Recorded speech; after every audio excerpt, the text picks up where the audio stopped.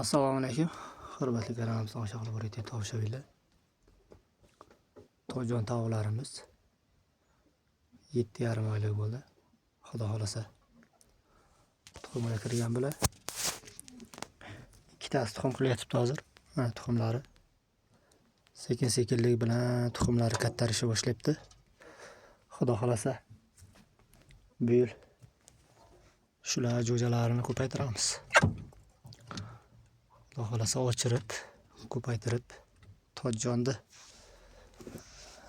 ma'qul kelgan tarafi tuxumni ham yaxshi qilar ekan, sovuqqa chidamli, go'shtga ham yaxshi.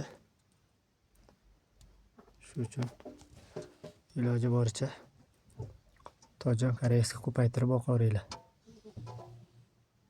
Tovuqxonani gradusi ertalab toza mana 11 gradus. Yaxshi temperatura, taglarida 4-5 santimetrga yaqin somon solinib, ustidan apilka solinadi. 3-4 kunda bir tovuqlarimiz ko'rinishi baho beraverasizlar. Bitta like'ni bosib qo'yaverasizlar tovuqlarni ko'rinishi agar ma'qul kelsa.